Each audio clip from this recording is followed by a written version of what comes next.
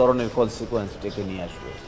অথচ ঐকমত্য কমিশনে সংবিধান সংস্কার সংক্রান্ত যে সমস্ত বিষয়ে ঐকমত্য হয়েছে এবং গণভোটে যাচ্ছে, এই সবগুলো একত্রিত করে গণভোটে হা হলে সংবিধান সংস্কার সভা তার উপরে উপযুক্ত আলোচনা করে সিদ্ধান্ত নিতে পারবে। এই ক্ষেত্রে এই মুহূর্তে আদালত যদি হস্তক্ষেপ করেন বা আদালত কোনো একটা সিদ্ধান্ত নেন কোনটা রাখবেন কোনটা রাখবেন না, কোনটা সঠিক কোনটা ব্যাঠিক, এতে আগামীর সংবিধান সংস্কার সভার সামনে প্রতিবন্ধকতা দেখা দিতে পারে। এই প্রেক্ষাপটে আমরা বলেছি ততদিন স্থগিত রাখুন যতদিন সংবিধান সংস্কার সভায় এই সমস্ত বিষয়ে সিদ্ধান্ত না হয়েছে। সংবিধান সংস্কার সভায় যদি ভিন্ন সিদ্ধান্ত নেন, এমনও হতে পারে পঞ্চদশ সংশোধনী আর আলোচনার প্রয়োজন নাও হতে পারে।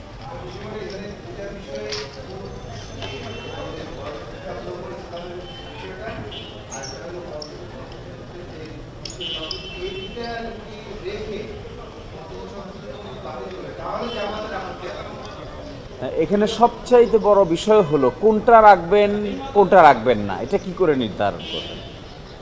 কোনটা সঠিক কোনটা ব্যাঠিক এটা আদালত কি করে নির্ধারণ করবে?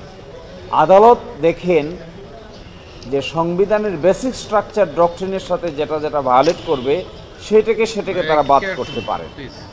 কিন্তু বেসিক স্ট্রাকচার ডক্ট্রিনের সঙ্গে যদি কোনোটা সাংঘর্ষিক না হয় তাহলে কোন যুক্তিতে আদালত বাদ করবেন? তখন একটা বাড়তি জটিলতার প্রশ্ন দেখা দিতে পারে। যেমন ধরুন বিসমিল্লাহির রহমানির রহিম যদি পঞ্চদশ সংশোধনী বাদ দেওয়া হয় তাহলে সংবিধান থেকে বিসমিল্লাহ বাদ পড়ে যায়। যদি পঞ্চদশ সংশোধনী পুরোপুরি বাদ দেওয়া হয় তাহলে আমি আগেই বলেছি আবার আমরা বাকশালে ফিরে যাই, নেসেসারি ইমপ্লিকেশন। ফলে শুধুমাত্র আদালতের দৃষ্টিসীমার মধ্যে আলোচনা করেই এত বড় জিনিসের সিদ্ধান্ত নেওয়াটা সঠিক হবে না। আমরা মনে করেছি যেহেতু এই সব কিছু বিষয়ে কি পরিবর্তন হবে, সংবিধানের মৌলিক নীতিতে কি পরিবর্তন হবে, এটিও জুলাই চার্টারে প্রস্তাব করা হয়েছে। সেকুলারিজমের কথা আপনারা শুনেছেন, তারপরে পঞ্চম সংশোধনীতে আসছিল সেকুলারিজম, যার উইদিন ব্র্যাকেট লেখা ছিল না, যার সেকুলারিজমের জায়গায় আসছিল আল্লাহর উপর পূর্ণ আস্থা এবং বিশ্বাস। এখন যদি সেকুলারিজমকে বাদ দেওয়া হয়, ওইদিকে পঞ্চম সংশোধনী আগেই বাদ হয়ে গেছে, তাহলে যাব কোথায়? আমরা যাব ৭২-এর সংবিধানের প্রথম সেকুলারিজমের কাছে।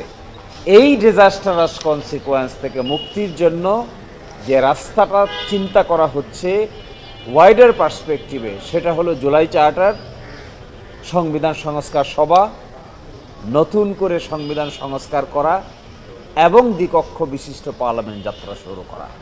এই পার্সপেক্টিভকে বাদ রেখে কোনো একটা বিধানের কোনো একটা অংশকে বাদ দিয়ে কোনো একটা অংশকে রেখে জটিলতা কমবে না, জটিলতা বরঞ্চ আরও বৃদ্ধি পাবে।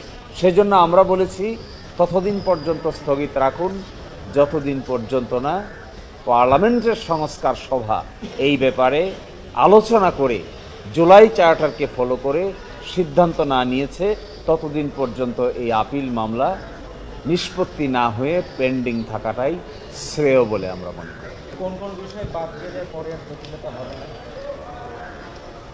দেখুন, একটা উচ্চ আদালত, একটা দেশের উচ্চ আদালত তো পছন্দ মতো একটা জিনিসকে বাদ দিবে, পছন্দ মতো একটা জিনিসকে রাখবে, এটি তো সমীচীন হবে না।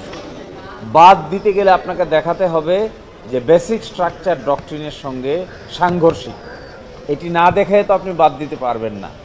এখন আমাদের দেশের সংবিধানে বিসমিল্লাহির রহমানির রহিম আছে, এটা বেসিক স্ট্রাকচার ডক্ট্রিনের সঙ্গে কোন অংশের সঙ্গে সাংঘর্ষিক এটা দেখাতে হবে। আমাদের দেশের সংবিধানে রাষ্ট্রধর্ম ইসলাম আছে, অন্যান্যরাও তার ধর্ম পালনের স্বাধীনতা ভোগ করতে পারবে। এটিকে আমরা কোন অর্থে বলবো যে বেসিক স্ট্রাকচার ডক্ট্রিনের সঙ্গে সাংঘর্ষিক? ফলে এগুলোর সিদ্ধান্ত নিতে পারে উপযুক্ত পার্লামেন্ট।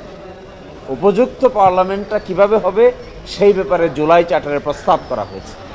সংবিধান সংস্কার আদেশ 2025 যেটা জারি করা হয়েছে তার মধ্যে রোডম্যাপ দেওয়া আছে। গণভোট হবে, গণভোটে উত্থাপিত হবে 4টা প্রশ্ন, একটা উত্তর হবে হা না।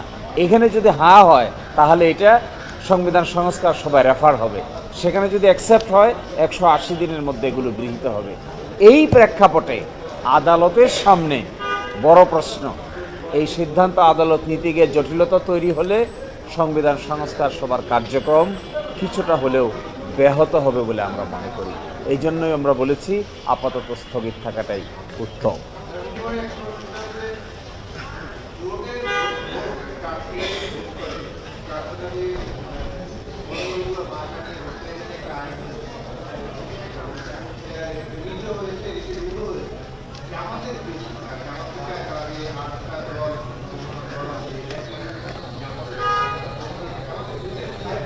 আমাদের ভিউ তো আইনে বলা আছে, আমরা এটাকে সাপোর্ট করেছি। জোট গঠিত হবে, কিন্তু ইলেকশন করবেন স্ব প্রতীকে। স্ব প্রতীকে যে যা দায়িত্ব থাকবে, যে যার প্রতীক আছে তিনি তার প্রতীকে ইলেকশনে অংশগ্রহণ করবেন, আর অন্যান্যরা যারা জোটে থাকবে তারা ওই প্রতীকের যিনি প্রার্থী থাকবেন তাকে সাপোর্ট দেবে। এবং এই ক্ষেত্রে আমাদের ভিউ হলো আরপিও সংশোধন করে যে ভিউ নেওয়া হয়েছে এটাকেই আমরা সঠিক ভিউ মনে করি। এই বিষয়ে একটা রিট হয়েছে, রুল হয়েছে। রুল হলে আইন বাতিল হয় না, আইন বাতিল করতে গেলে একটা জাজমেন্টের প্রয়োজন হয়। এই ধরনের কোনো জাজমেন্ট যেহেতু হয় নাই, সেজন্য স্ব প্রতীকে নির্বাচন করাই আগামী নির্বাচনের ক্ষেত্রে একমাত্র পদক্ষেপ হবে, জোটগতবদ্ধ হলে।